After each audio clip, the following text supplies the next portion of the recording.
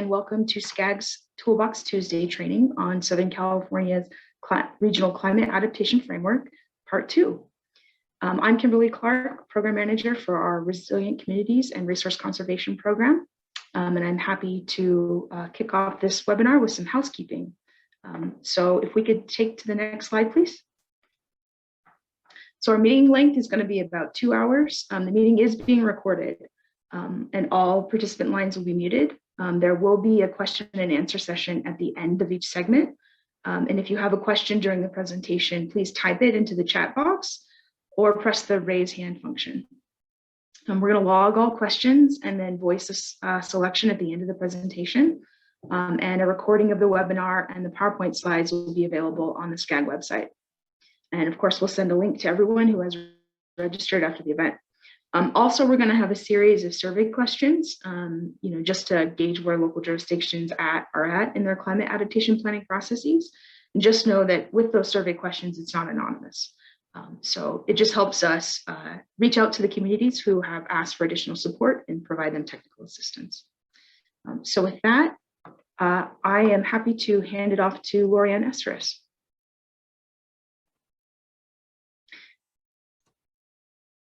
Thanks, Kim.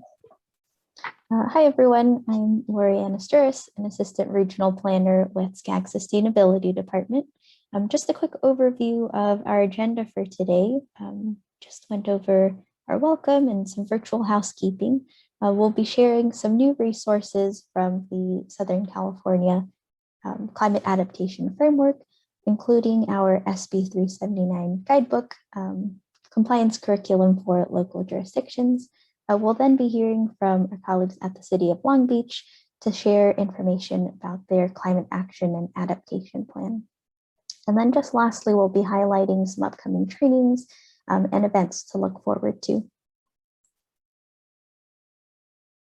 And so jumping right into it, just looking at vulnerabilities in our region, we know that Southern California has been experiencing impacts from climate change in several areas, such as extreme heat, sea level rise, severe storms, inland flooding, drought, wildfire, air quality, and vector-borne diseases.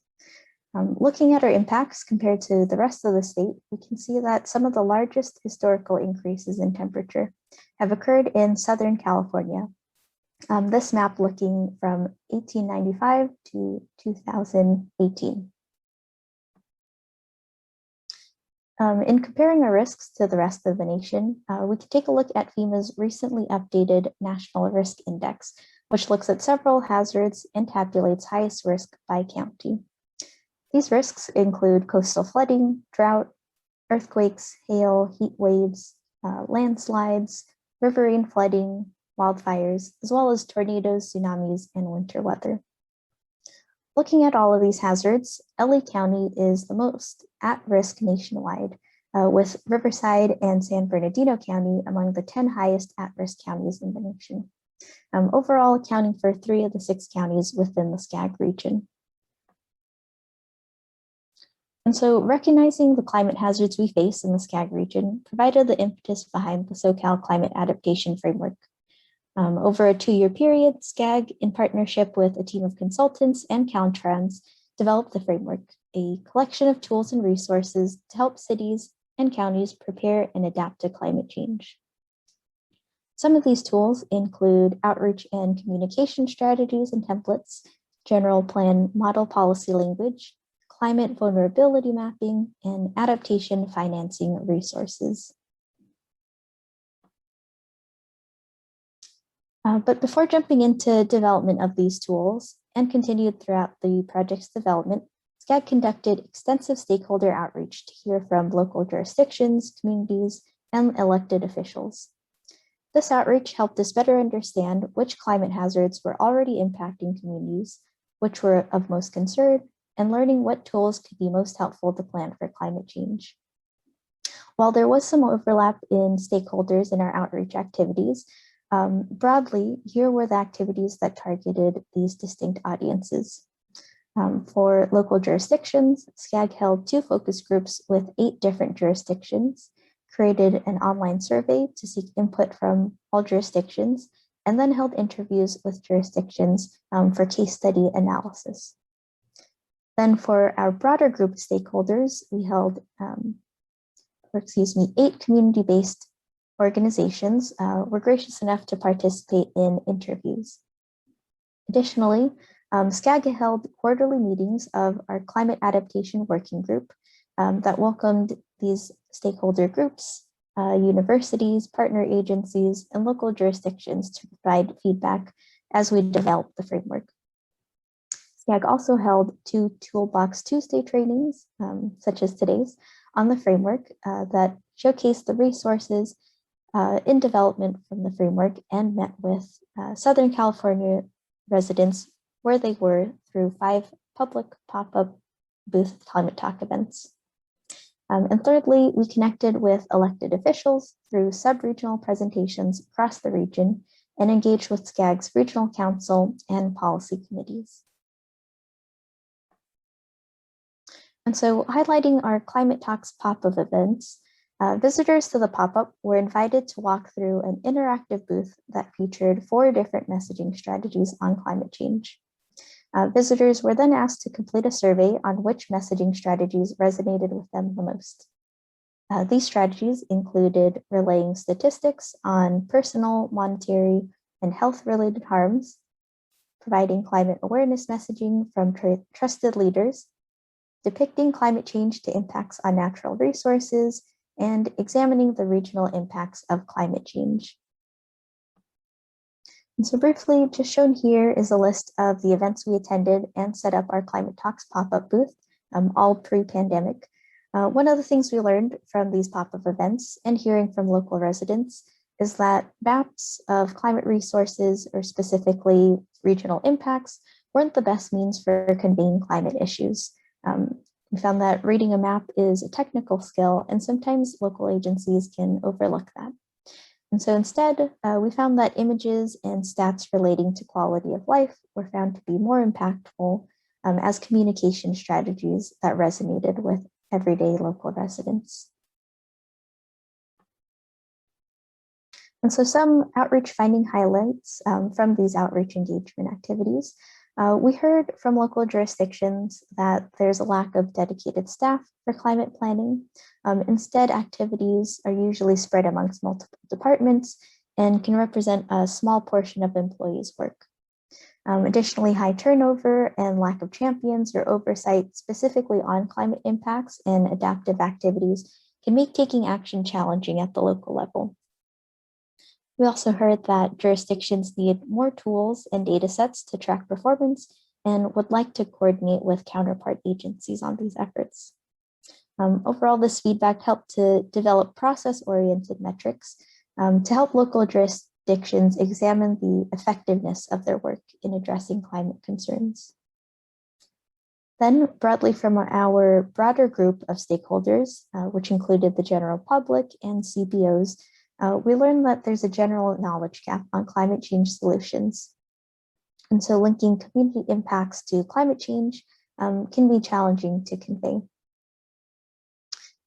And so another broad takeaway, we found that the language of climate change and adaptation may not be familiar to audiences, specifically disadvantaged communities, including immigrant communities.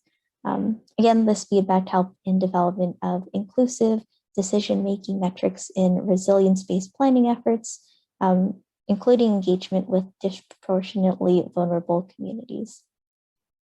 And thirdly, hearing from Southern California's elected officials, we heard that health, socioeconomic, and racial equity considerations should be included in regional policymaking to address climate hazards. And lastly, another feedback from SCAG's Regional Council. SCAG's Regional Council adopted a climate emergency this past January, directing actions for SCAG to bring leaders together and improve the region's resilience to a changing climate. Overall, this feedback helped inform SCAG's resources from the framework and are meant to increase jurisdictions' capacity to address climate change with informational resources, toolkits, model policies, and implementation tools. And so looking at some of the key resources and tools from the climate adaptation framework, Shown here is a screenshot of the SoCal Climate Adaptation Planning Guide, or SoCal APG. The SoCal APG is a resource for local planning that describes the range of climate change hazards the SCAG region is likely to face in the coming decades. It describes adaptation principles geared to the SCAG region and outlines a general process of adaptation planning that can be applied to any agency, no matter where they fall across the spectrums of funding, available resources, knowledge of vulnerabilities, and planning sophistication. Another resource, the CAAP Communication Strategy Toolkit, emerged from SCAG's Climate Talks pop-up box events. The toolkit helps local jurisdictions better understand community members' climate-related challenges and also how to effectively engage with stakeholders to plan for climate change. The toolkit, developed in partnership with URLA, enables local planners and community-based organizations to create their own effective climate change and climate adaptation outreach strategies. It includes templates for public workshops, including meeting materials, engaging on workshop activities on the issue of climate change, noticing templates, and other tools and resources. And so this toolkit can help support local jurisdictions with materials to help incorporate adaptation and resiliency considerations in planning activities in ways that resonate with their community members. Another resource to help jurisdictions with updating their local plans is a collection of model policies for local coastal programs and general plans. And so these model policies help address and minimize climate hazards that are organized by general plan element and climate hazard type. Included in these model policies are land use solutions such as requiring tree canopy in the public realm, developing a community forests management plan, protecting natural areas, reducing barriers to utilizing the Williamson Act, and implementing the Urban Agriculture Incentive Zones Act. Additionally, we have a library of adaptation strategies and actions that are linked to climate change hazards and assets.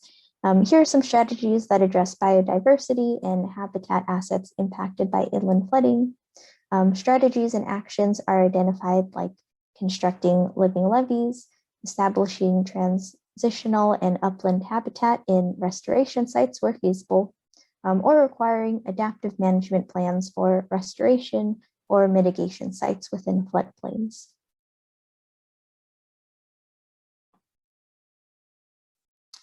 Another resource, project checklists. These are created to help jurisdictions gauge the climate impacts of development projects. Resources also include a project checklist that includes screening thresholds for 6 different climate hazards and a detailed checklist for each. For instance, looking at the extreme heat project checklist, the checklist asks if a project is located in an area expected to have more than 30 heat health days per year over the project timeframe. Going further into the extreme heat checklist, questions include identifying a project's vulnerability by looking at exposure, future conditions, and sensitivities on the site.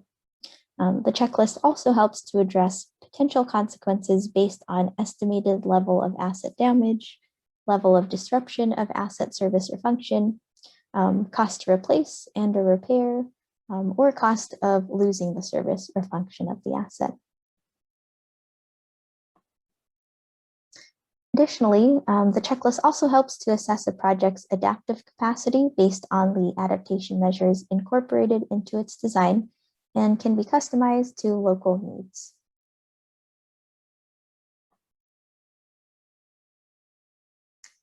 So another tool from the framework, the decision tree tool, aims to help local jurisdictions to better understand their vulnerabilities. The decision tree tool identifies population at the jurisdictional level impacted by various hazards, including information on population living in disadvantaged areas and links potentially impacted assets to adaptive strategies. And lastly, to understand the cumulative impact of projects that fall within climate hazardous areas, jurisdictions can also utilize our project tracking tool, shown here, to record the impacts of projects and track progress towards implementing more adaptive processes in project review. This can include project review, approvals, just throughout the project development process.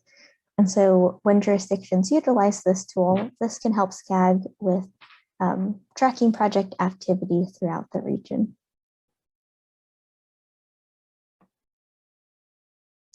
And so now looking at some of the mandates on local jurisdictions to address climate change, jurisdictions have the onus to update their safety elements to account for hazards and adaptive activities related to climate change.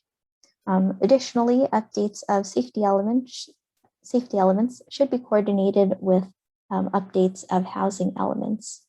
And so with the update of two elements at the same time, jurisdictions may also need to address the requirements of SB 1000 to include an environmental justice element in their general plans.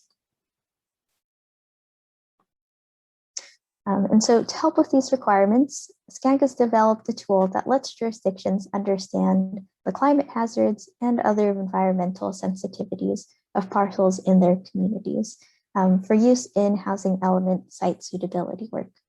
The Housing Element Parcel Tool, or Helper, is a web-based web mapping tool developed by SCAG to help jurisdictions and stakeholders understand local land use, site opportunities, and environmental sensitivities for aligning housing planning with the state's sixth cycle housing element requirements, in line with SB 1035, which requires safety elements and housing elements to be coordinated.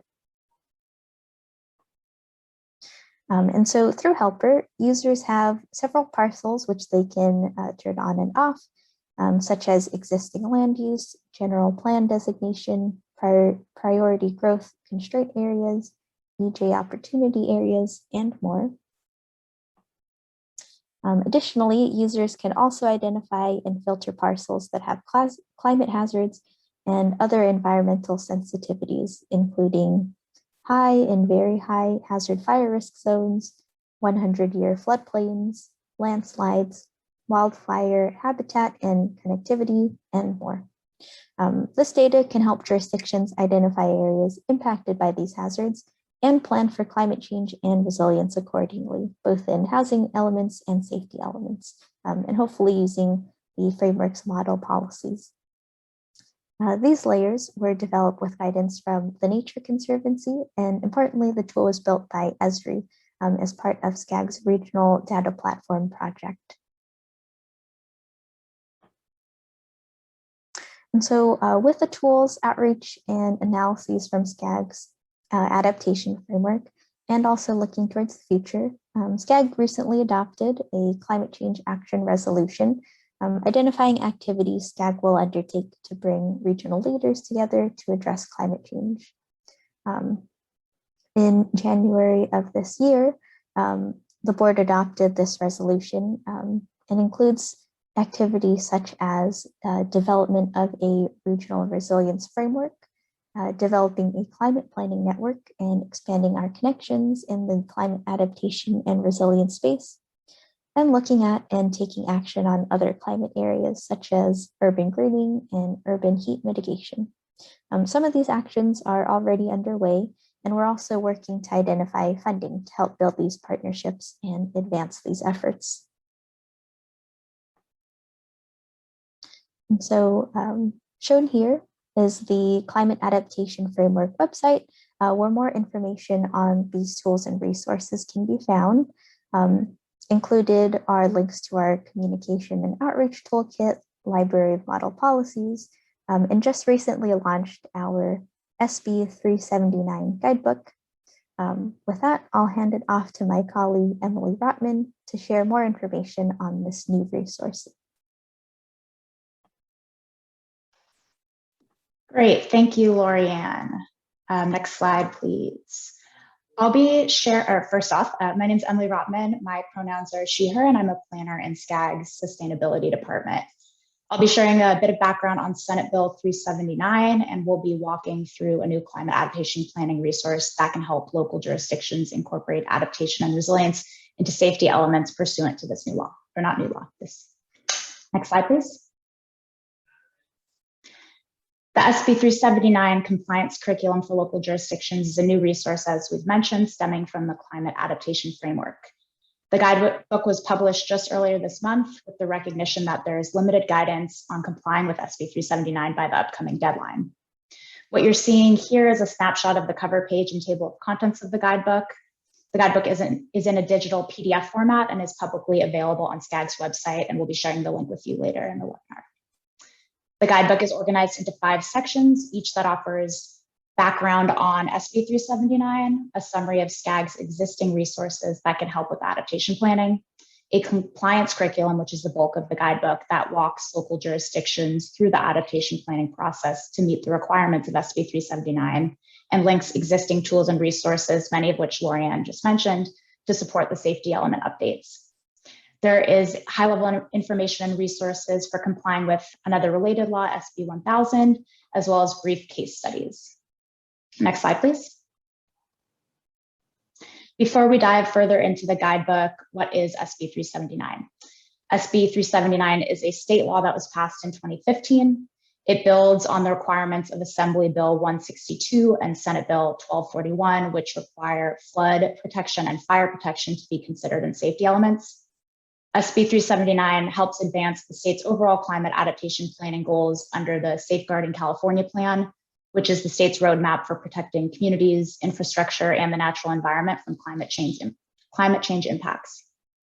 As local governments play a critical role in adaptation planning and building climate resilience, SB 379 applies to all cities and counties in California and requires climate adaptation and resilience strategies to be incorporated into general plan safety elements by January 1st, 2022. Next slide, please.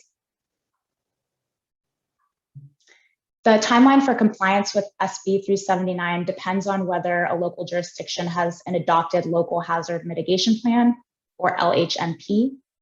If a city or county has adopted an LHMP as of January 1st, 2017, the safety element of the general plan must be updated pursuant to SB 379 upon the next revision of the LHMP. If a city or county has not adopted an LHMP, then the safety element must be updated by January 1st, 2022. We know that folks here may be at very different stages in the adaptation planning process or are just beginning, and that's perfectly okay. So we're going to put up a quick poll to get a sense of where folks in the room are with SB 379. So Jennifer, could we please launch that poll? And just a note that there are a few questions in the poll, so you may need to scroll down to reach all of them. We'll give folks a couple seconds to answer.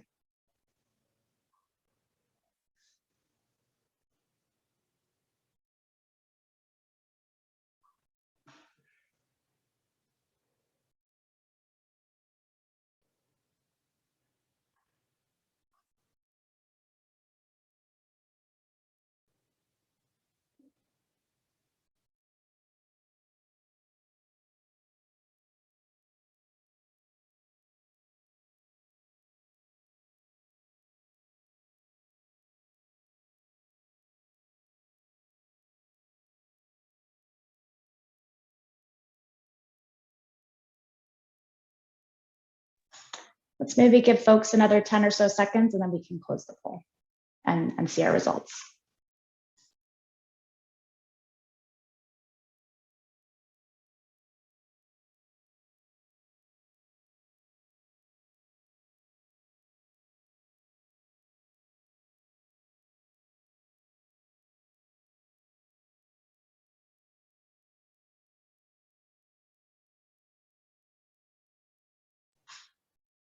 Okay, I'm going to share the results here. Hopefully everyone can see those. So it looks like a good portion of folks here have not started the review or update process. And most likely that folks will meet the January 1st, 2022 deadline. We got a majority on that, so that's great. And pretty evenly split across kind of the challenges facing regarding the safety element. And then a lot of folks indicating interest in one-on-one technical assistance from SCAG, which we'll get into a little bit later. So great, thank you for taking the time to answer that poll. And let's go on to the next slide, please.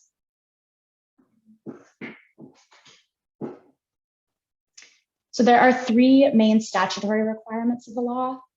Jurisdictions must, one, complete a vulnerability assessment that identifies the risks that climate change poses to the local jurisdiction and the geographic areas at risk from climate impacts. Two, develop a set of adaptation and resilience goals, policies, and objectives based on the information from the vulnerability assessment. And three, come up with a set of feasible implementation measures to carry out the identified goals, policies, and objectives. While these are the three major components of the law, there is more specificity in the statute for what is required under each of these components. The guidebook does go into the specifics of the law, but we recommend that jurisdictions review and comply with the full text of the statute. Next slide, please. The safety element must then be updated to incorporate the vulnerability assessment, adaptation, resilience strategies, and implementation measures. This is the most common way we've seen jurisdictions comply with SB 379, but there are other pathways to comply with the law. If an existing or updated or adopted local hazard mitigation plan, climate adaptation plan, or other similar planning document fulfills these statutory requirements of SB 379, then that document can simply be referenced to, summarized in, or attached to the safety element. Next slide, please. Okay, so let's dive into the guidebook. The compliance curriculum section of the guidebook follows the 4 phases of adaptation planning structure that is found in both the SoCal adaptation planning guide as well as the state's adaptation planning guide. The guidebook generally provides a step-by-step walkthrough of each of the adaptation planning phases and the steps within those phases. And for each phase and step, the guidebook includes outreach considerations, associated resources, and lists of items to prepare to comply with the 3 main statutory components of SB 379. Next slide, please. Those phases, steps, and resources are shown here on a summary graphic from the guidebook. The guidebook breaks down each step of the phase, how it is connected to SB 379, and lists the existing resources to help tackle each step. What we're showing here is a high-level summary of the guidebook structure. The guidebook itself offers narrative guidance on how to follow each phase and step of the adaptation planning process, specifically to fulfill the requirements of SB 379. Next slide, please. Included in the guidebook are outlines of the steps within each phase, along with narrative guidance on the adaptation planning process to accomplish each of those steps. You will also find outreach considerations specific to each phase in the guidebook. Next slide, please. For each step, the guidebook also provides an easy-to-read table that includes a list of things to prepare and the associated available resources that will help preparing some of those documents. And you can see a quick screenshot here from the guidebook on the slide. Next slide. The guidebook includes narrative guidance on where to find and how to use the existing resources associated with each step. There are also snapshots of the resources noted within the guidebook throughout the narrative guidebook, so you can, or the narration, so you can see kind of what those resources look like. Next slide, please.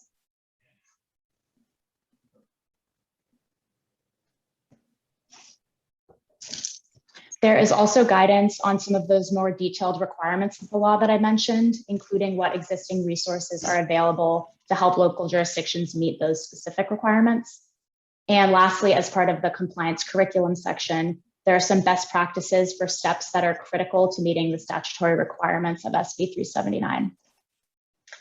Now I'll quickly walk through the additional sections of the guidebook, sections on environmental justice and case studies. Next slide, please. The guidebook highlights the importance of environmental justice in climate adaptation planning because climate change is also an environmental justice and an equity issue. Vulnerable communities continue to bear disproportionate burdens and experience the adverse impacts of climate change. So adapting to climate change can help prevent further disparities in environmental and health incomes across populations. As a quick refresher, SB 1000 requires local, let's hop back a slide, thank you. As a quick refresher, SB 1000 requires local jurisdictions with at least one disadvantaged community to prepare an environmental justice element or integrate environmental justice policies into all other elements when two or more elements in a general plan are updated. So as local jurisdictions update their safety elements to include climate adaptation and resilience strategies pursuant to SB 379, that might trigger SB 1000 if another element, for example, a housing element, has also been updated. Both SB 1000 and SB 379 require assessing local community vulnerabilities and developing general plan goals, policies, and objectives to address those vulnerabilities. It is also generally best practice to simultaneously integrate environmental justice policies into safety element updates, not only to address these critical issues, but also to comply with state laws and to make an efficient use of your jurisdiction's time and resources. Next slide, please. Section 5, the last section of the guidebook, highlights case studies of SB 379 compliant vulnerability assessments. Again, one of the main statutory requirements of the law, as well as safety elements and other approaches from jurisdictions across the SCAG region. Some of those other approaches are noted here on the slide. We'll be hearing today in just a few minutes from the City of Long Beach on their climate action and adaptation plan. Long Beach's plan is also featured as a case study in the guidebook. You can see that here in the image on the slide. Next slide. The SB 379 guidebook is posted on SCAG's Climate Adaptation Framework website, and you can access it by clicking on the SB 379 guidebook icon at the bottom right of the webpage. We will again share both the CAAP website and the direct guidebook links in the chat with you shortly. Next slide, please. If you're interested in learning more, the Los Angeles Regional Collaborative is hosting a workshop tomorrow morning, June 30th, that will share tools and resources to help support cities in meeting these SB 379 requirements. We will also drop the link to register for that event in the chat. And additionally, SCAG plans to incorporate the guidebook into our broader local information services team or LIST program, which will provide one-on-one technical assistance on general plan safety element updates. So thank you for filling out the poll for those who are interested, and we'll reach out to you on that. SCAG's regional data platform and helper tool also offer risk and vulnerability assessment data and mapping resources. So if you're interested in either of these events or resources, please feel free to reach out to adaptation@scag.ca.gov. Next slide. And with that, thank you. We are happy to take any questions now, either on the SB 379 guidebook or more generally on the climate adaptation framework and associated tools and resources. You can also feel free to reach out to Lorianne or myself via email, and we will drop our contact info into the chat. So now we'll open it up for questions if anyone has. Thank you, Emily. We are awaiting questions right now.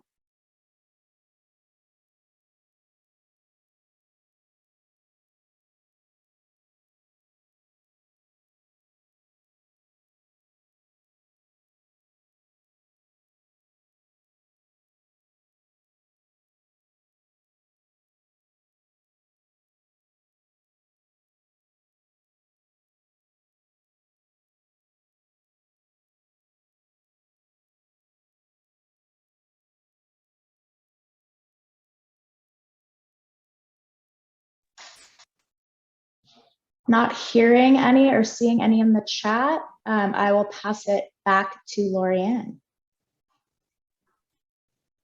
Thanks, Emily. And again, if any questions arise, do feel free to reach out. Oh, actually, now we have, sorry, Lorianne, we have a question in the chat right now from Aaron, how are cities funding these planning updates? Thanks, Erin. It's a great question. I'll have to follow up with you after our toolbox training, but I believe there are a number of grants that cities have applied for and that are supporting their adaptation planning efforts.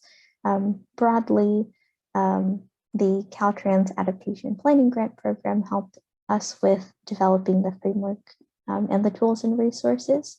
And I believe a few other jurisdictions across the region also received this grant to develop either their climate action plans or adaptation plans, or assist with their safety element updates. And actually, I think I was just about to mention our colleagues at City of Long Beach. I'll just go ahead and read out Allison's response for the group. City of Long Beach used funding from our construction and demolition fees to develop our CAAP, Climate Action and Adaptation Plan. There are also some great grants out there too. Thanks, Allison.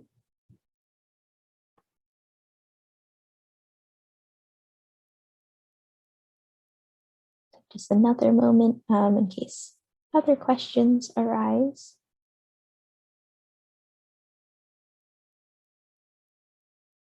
Okay, hearing none, we can go ahead and advance to our presentation from our colleagues at City of Long Beach. I'd like to welcome our two speakers, Jennifer Lee and Allison Spindler-Ruiz. Jennifer is a planner for the City of Long Beach Department of Development Services and is the project manager for the Climate Action and Adaptation Plan. She previously was a transportation planner at LADOT, where she supported the transit expansion and bus electrification plan, and also worked at the City of Richmond, California, City Manager's Office, where she helped develop and implement environmental sustainability and health equity programs. Allison is the Advanced Planning Officer for the City of Long Beach Department of Development Services. She oversees the Advanced Planning Division, which is responsible for long-range and environmental planning, as well as the city's historic preservation program. She is an adjunct professor of planning at USC, where she teaches a planning studio on sustainability. And with that, I'll hand it over to Jennifer and Allison. Hi, everyone. Thanks so much for having us. So I'll get our presentation started. So we're using our Climate Action and Adaptation Plan, or CAAP, to help comply with many legislative requirements, including SB 379, and are also looking to make some updates to the general plan safety element to incorporate climate adaptation and resiliency. To just provide some background on Long Beach, we're 52 square miles. On the next slide, 500,000 people. We're a very diverse city. We've been recognized for being a livable, walkable, and bike-friendly city. Here's a photo of our beautiful coast, and you can see the Port of Long Beach in the background, which is the second busiest container port in the US after the Port of Los Angeles. We have a lot of infrastructure, including oil extraction facilities, an airport, a waste facility, and water treatment plant and infrastructure, which has presented a specific set of challenges and a lot of opportunities through the CAAP.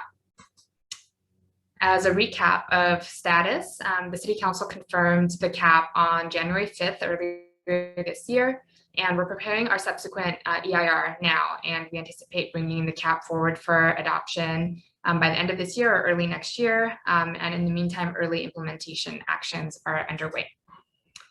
On the next slide, the CAAP is a plan to reduce GHG emissions community-wide to meet policy commitments and state GHG reduction mandates, while also preparing for the impacts of climate change.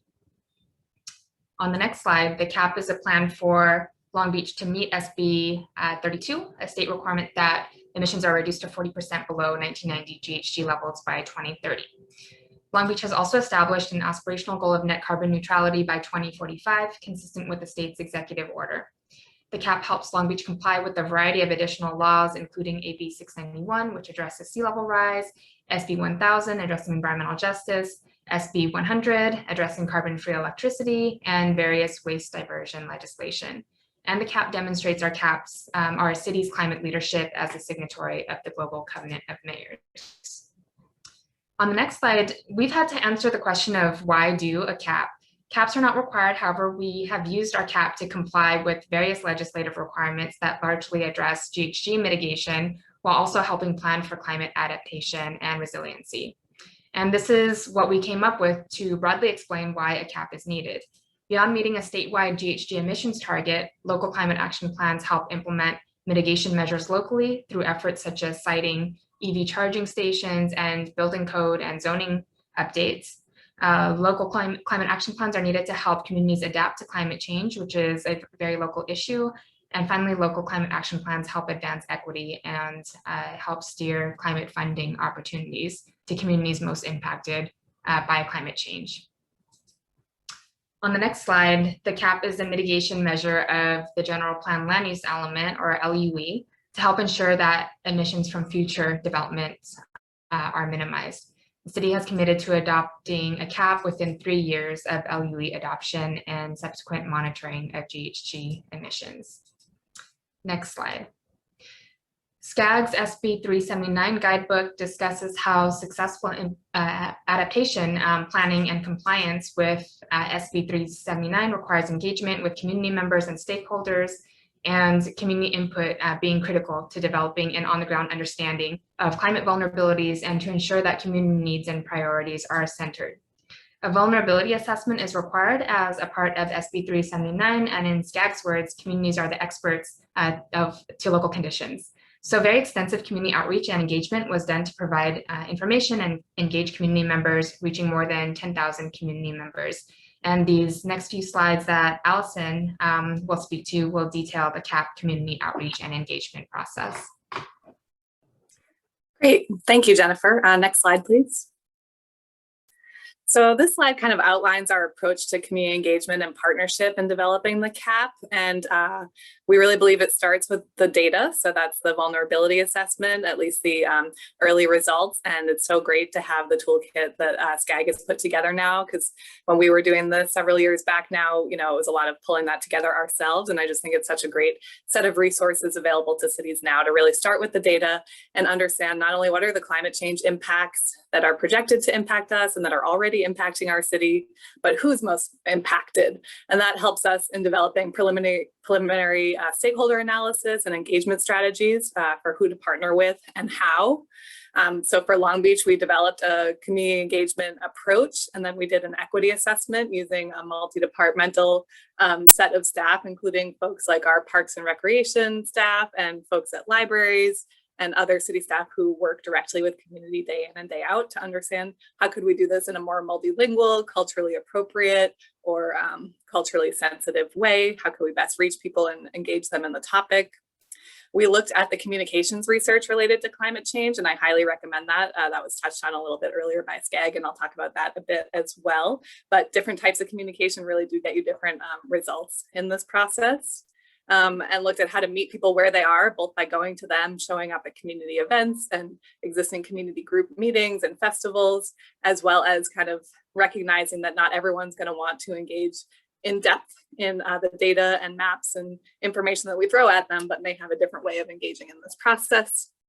Doing relationship and partnership building so that it's again a process and building mutual understanding together of why this should be a priority to people who are trying to survive today and tomorrow and may not be worried about what's going to happen several years down the line if that's their perception about climate change.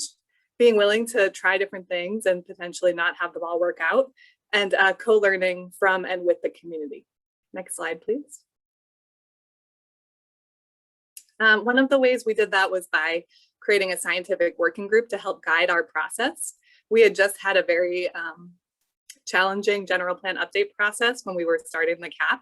And so there was a lot of mistrust with some of our sort of regulars in the planning process. And so I think it was particularly important for us in Long Beach to have sort of an independent scientific working group to guide and advise us.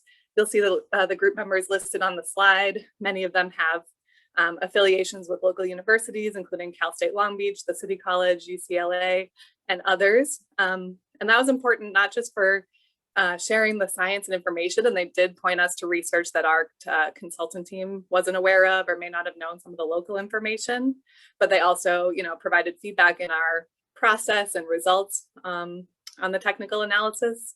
And because they're connected to local universities, they were great ambassadors for sharing information about the CAAP, inviting people to our events, getting students interested and involved, having classes, looking at what we were doing with the CAAP, as well as really pushing us to do as aggressive a target as we could do. And as shown on the right, the scientific working group also helped and basically get the city to do an additional analysis on oil and gas extraction, which was not in our original CAAP scope because it's not under that type of inventory that we typically do for the state, but turned out to be very informative to our process. Next slide, please.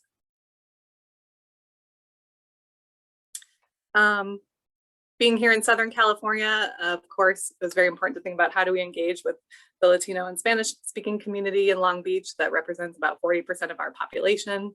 And it started by, again, going to people where they were at festivals and events, leveraging our Spanish speaking staff to participate in those events, and then developing partnerships with community-based organizations. I have one spotlight here and some photos with our partner called Latinos in Action, where we started off by just tabling at one of their existing events, coming up with what types of raffles and giveaways would connect with the project, but also be valuable to people. So you can see on the top left, we had an emergency backpack giveaway. We also did an air filter giveaway that people were very, very happy about.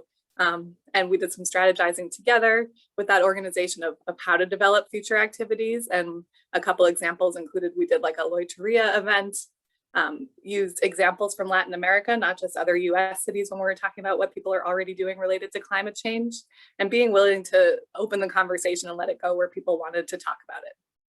Next slide, please.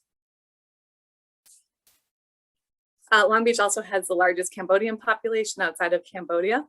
And so our partnership with that community was very important as well. Similar process where we started by showing up to where they already met and gathered, whether that was community events or going to community-based organizations serving that community, participating in their New Year's celebration, working with Khmer TV, having staff who speak Khmer who could help us bridge that gap. And interestingly, we got feedback that you'll see on the right here. You'll see this translation is partially in Khmer and partially in English. And that was based on feedback from the community related to literacy levels for different generations. Some of the older adults may only read Khmer, but have limited literacy. And some of the younger populations tend to only read English. And so this type of sort of hybrid translation was recommended and proved to be effective in our work. Next slide, please.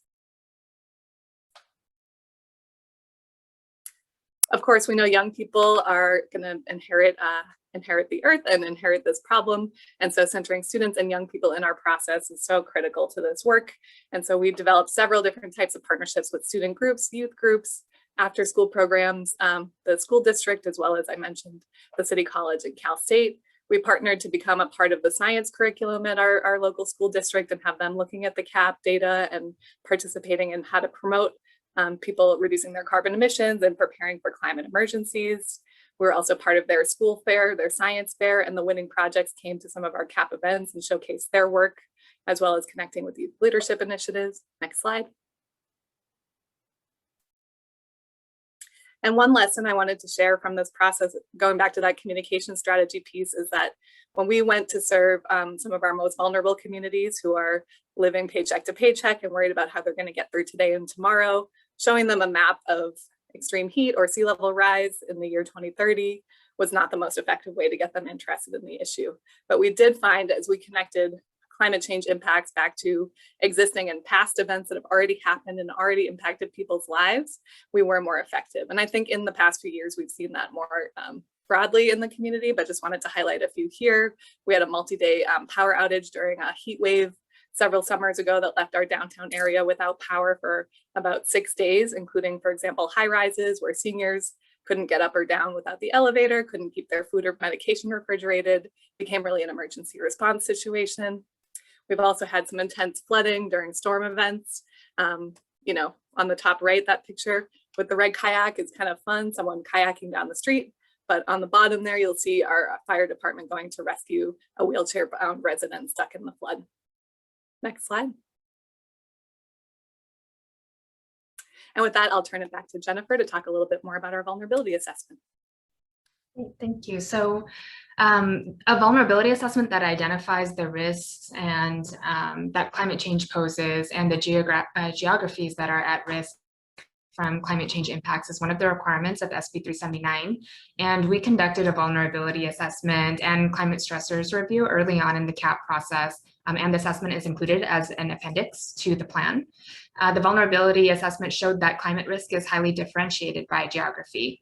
So on the upper left is Cal EnviroScreen, where red shows areas with greater cumulative pollution levels. And you can go 2.2 miles and be in the 99th percentile, and go another 2.2 miles and be in the 10 to 15 Cal EnviroScreen percentile. The map on the top middle shows vulnerability to extreme heat, which is the climate impact that will affect the most number of people in Long Beach, which are also almost the exact same areas already impacted by cumulative pollution levels, consisting largely of Central, West, and North Long Beach. In the top right map, we layer on social vulnerability to climate change, and again, get practically the same areas highlighted in red, showing that people who live in extreme heat vulnerability areas are also those most socially vulnerable to climate change. The bottom left map shows areas with higher proportions of white residents, which is just about an inverse of the top three maps. And in the bottom right map, the darker the red, the higher proportion of children under the age of 10. So the majority of young people are living in the highest environmental and climate risk communities. Next slide. SB 1000 requires jurisdictions to adopt a general plan, environmental justice element, or otherwise integrate EJ into other elements of their general plan. Long Beach did not do a separate EJ element, and there are arguably, some downsides to that. However, we're also seeing the positives of being required to integrate EJ into other general plan updates, such as the housing element.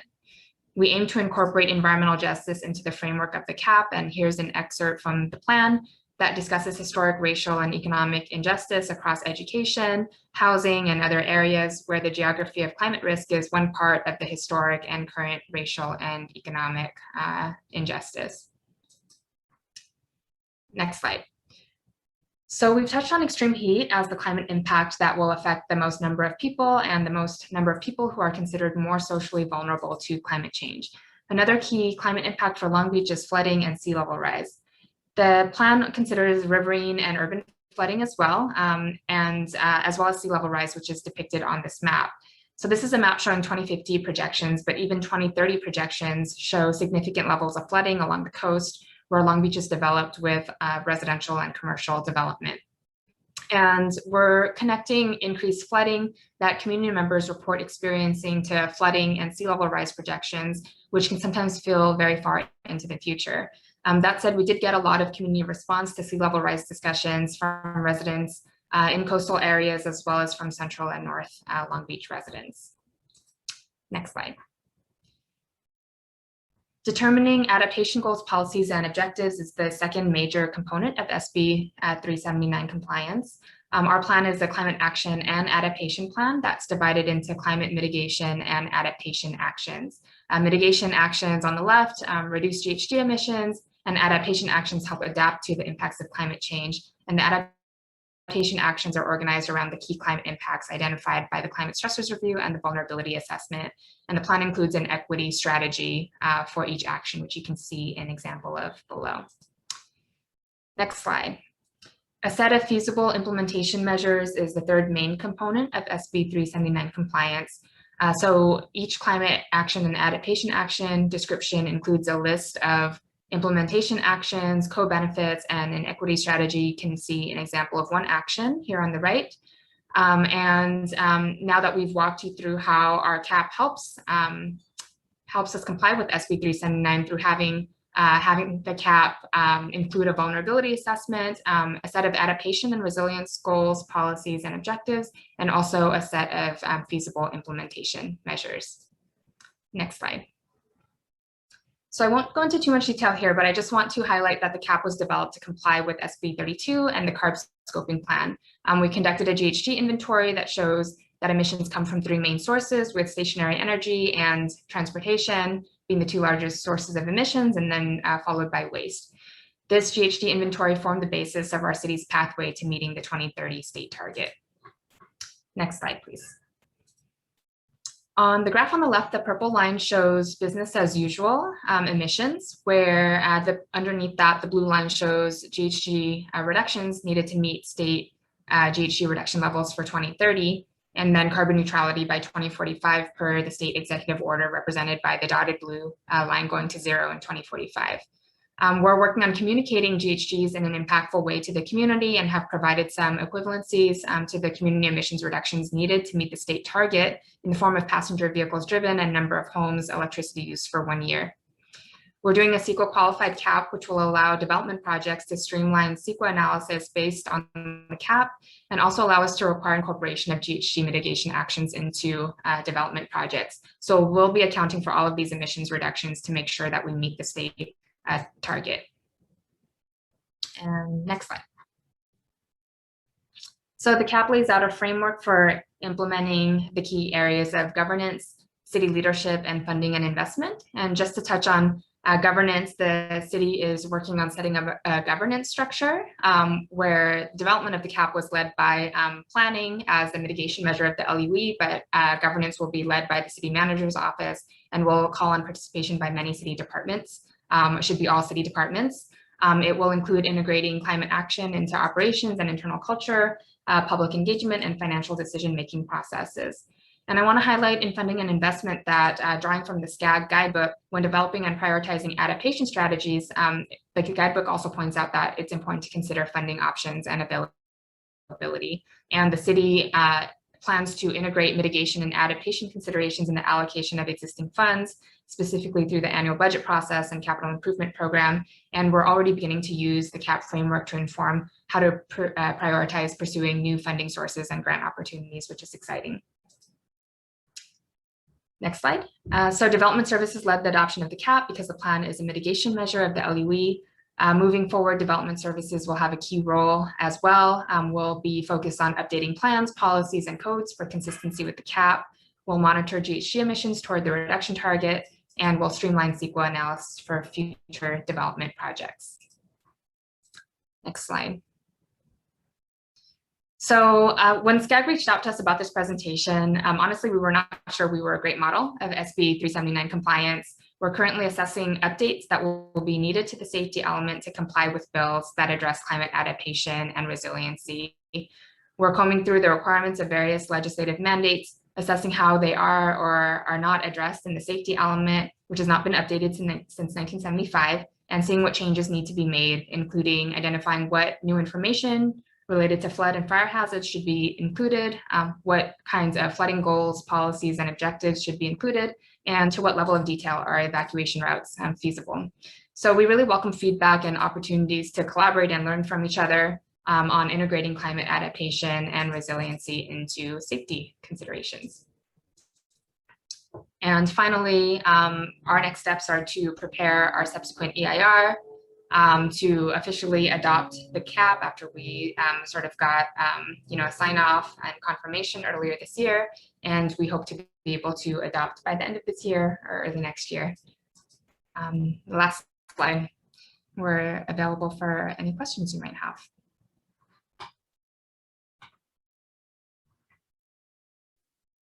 Thank you, Jennifer and Allison. We are awaiting questions as we speak.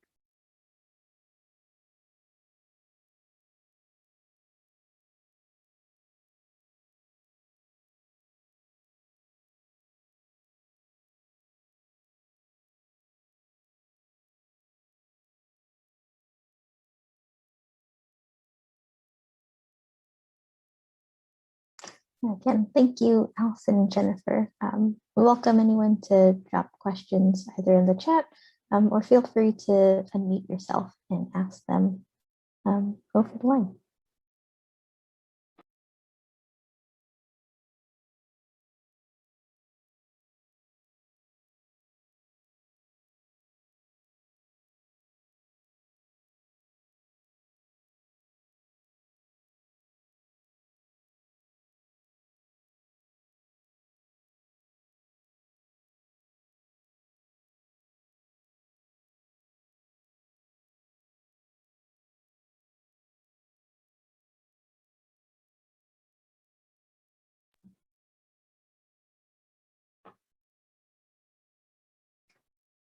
Great. Not seeing any questions coming through the chat or any participant mics going off. So again, thank you, Alison and Jennifer, for this great overview of all of the great climate adaptation work going on at the City of Long Beach, especially the extensive community engagement and outreach, and just meeting folks where they are and seeing some of these best practices at play.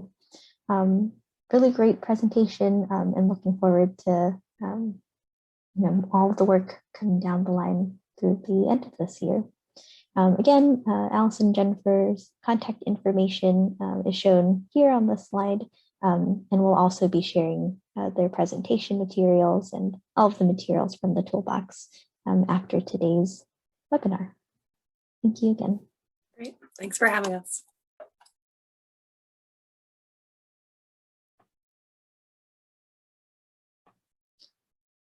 And so now moving on to some of our upcoming funding and event opportunities. I'll hand it off to my colleague, Anita Au, to share information on our Sustainable Communities program.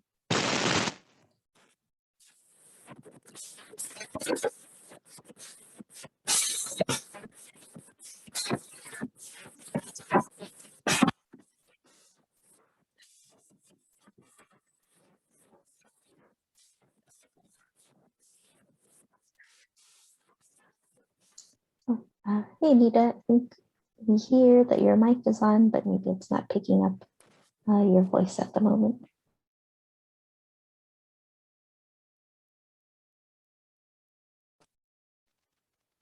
Hello, can you hear me now? No?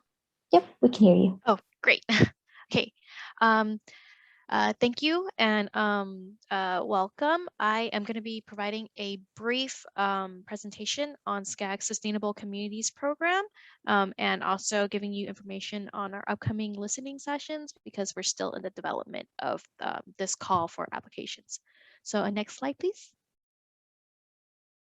So if you're not too aware of what SCAG Sustainable Communities Program is, we started in 2005 and we aim to provide resources and direct technical assistance to local jurisdictions. We've already done 3 calls for applications in the 2020 and 2021 cycle, specifically on smart cities and mobility innovations, housing and sustainable development, and active transportation and safety.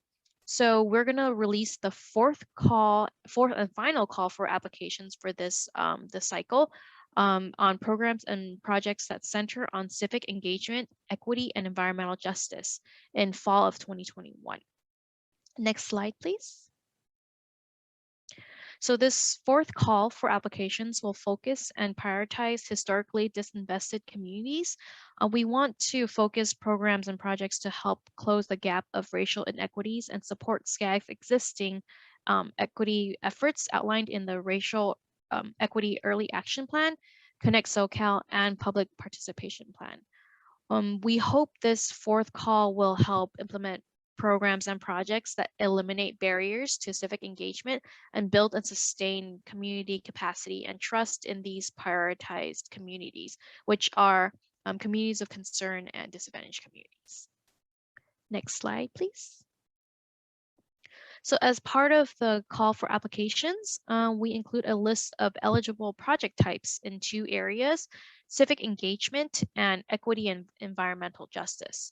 So an example of one of the project types under the climate action and resiliency, we're looking for projects that increase resiliency and reduce the impacts from climate change, delivering positive social, environmental, and economic outcomes through community participation, preparation, and resilience in climate change impacts, or projects that help communities to take action, foster partnerships, and manage climate change impacts by being able to better plan, prepare for, and respond to heat waves, storms, floods, droughts, fires, and other climate impacts. So in the interest of time, I won't be going through every single project type, only raise the climate action and resiliency since it's relevant to this meeting, but we will be going through each one of these project types and providing examples in our listening sessions in July. So if you are interested to know what other eligible projects there are, please join us. Next slide, please. So we're still developing the call for application structure, and we'll continue to gather input from stakeholders in our July listening sessions. Then we're going to draft the guidelines and complete the drafted guidelines in August and release the call for allocations in September, with project recommendation and awards taking place in spring of 2022. Next slide, please.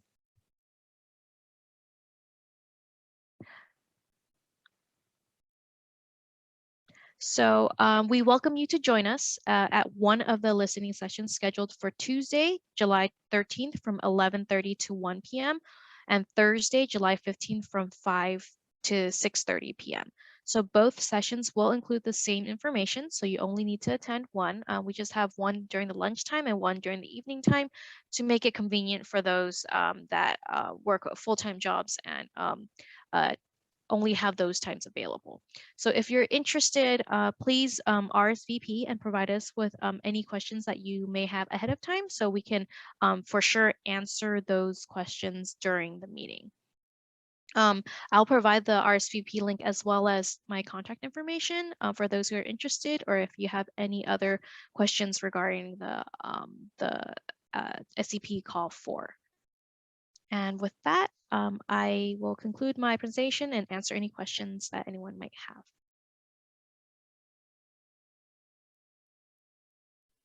Thank you, Anita. We are currently awaiting questions in the chat.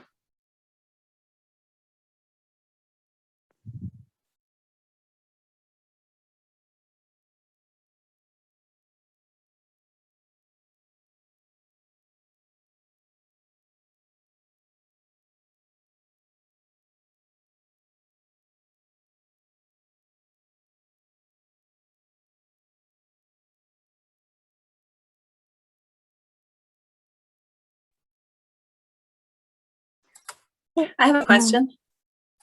Oh, go ahead. I was just wondering, maybe you touched on this, but do you know what the range of award amounts will be?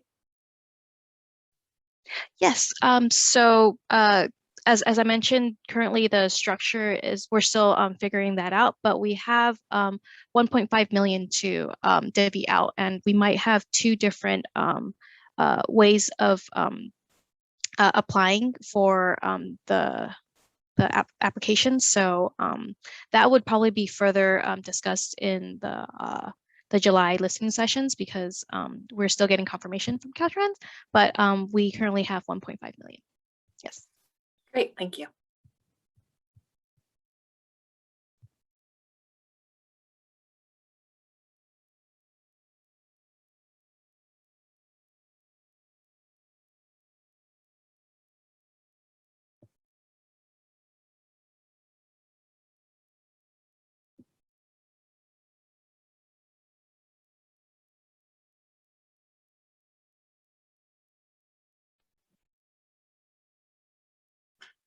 Great.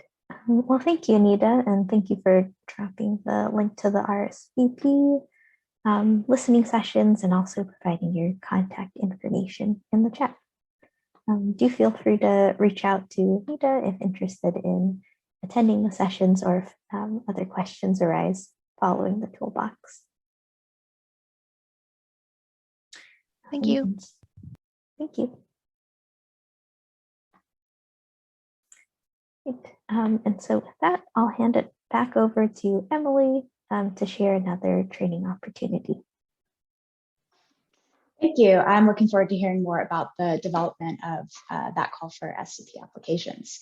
I'm going to quickly share an opportunity for local jurisdictions who may be interested in assistance and trainings on permitting streamlining for electric vehicle charging stations, which is required under a California law known as Assembly Bill or AB 1236. Next slide, please. Many folks here may be aware that California has ambitious goals to transition to zero emission vehicles, and charging infrastructure is critical to support the deployment of zero emissions vehicles at the scale that's needed. AB 1236 was a law passed in 2015 that requires all cities and counties to develop an expedited and streamlined process for permitting all types of electric vehicle charging stations. And it's actually the most comprehensive electric vehicle charging station streamlining law in the United States. Next slide, please. Permit streamlining is important because permitting can be a major barrier to expanding charging infrastructure and meeting California's zero emission vehicle and climate goals.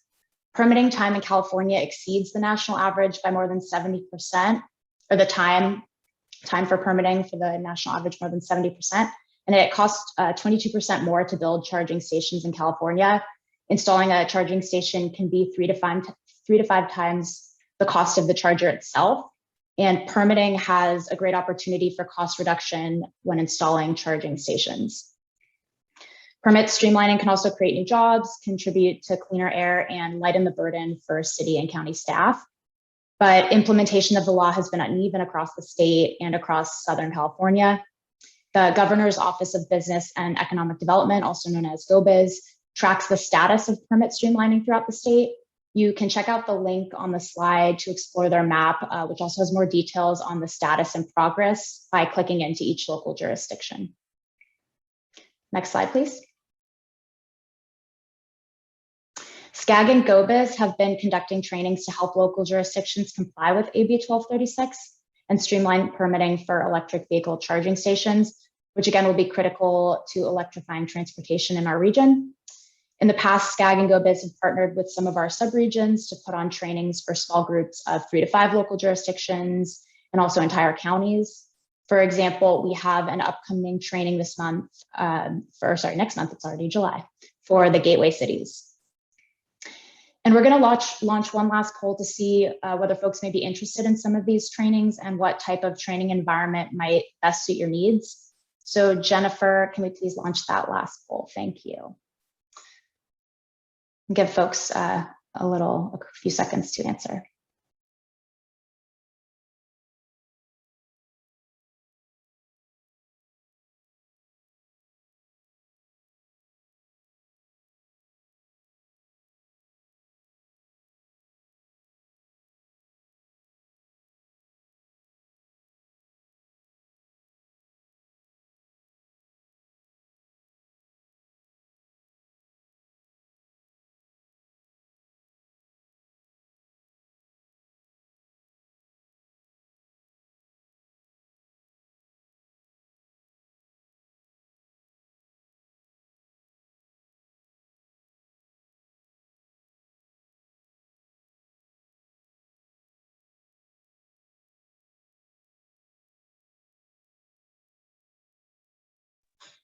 We'll give it a couple more seconds, though I'm not seeing any additional responses come in.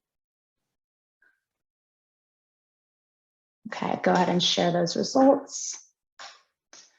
All right, well, that's fantastic. It looks like a lot of folks are interested or would like more information. And it seems like either kind of peer-to-peer trainings or a larger group may be more useful to the folks here. So thank you so much for filling the survey out. This will really help us kind of target our training and make it most useful to you for those who are interested. So thank you again.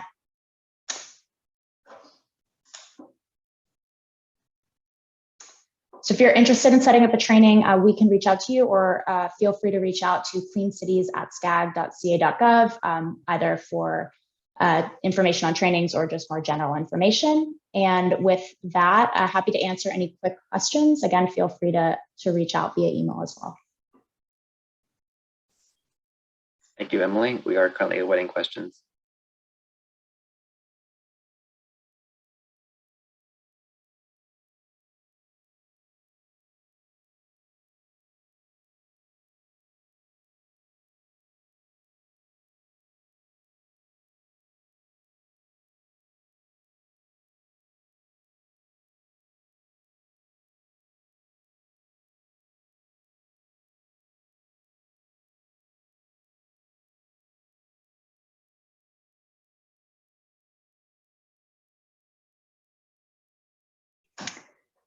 All right, hearing none. Lorianne, I think I'll turn it back to you. Thank you, everyone. Great, thanks, Emily. And so just lastly, for the group, just wanted to highlight some upcoming events for later this week. Tomorrow, the Los Angeles Regional Collaborative, LARC, will be hosting a local climate adaptation in LA County workshop from 9 a.m. to 12 p.m. tomorrow. The goal of this workshop is to help support cities in meeting their planning goals and provide tools and resources to help local jurisdictions with their climate adaptation efforts. The interactive workshop will focus on how to properly assess, develop, and implement climate adaptation and resilience strategies. The forum will bring together city and county planning staff and emergency managers, contract planners, and planning consultants from the LA region. Additionally, this Thursday, SCAG is holding its Energy and Environment Policy Committee from 9:30 a.m. to 11:30 a.m. The Policy Committee will include several presentations, including one on SCAG's SoCal Greenprint, as well as sharing updates and information on SCAG's Climate Change Action Resolution, providing our quarterly update on how SCAG is doing on achieving some of the actions listed out in the resolution. And so with that, I want to thank everyone for their time and our presentations from our colleagues at the City of Long Beach.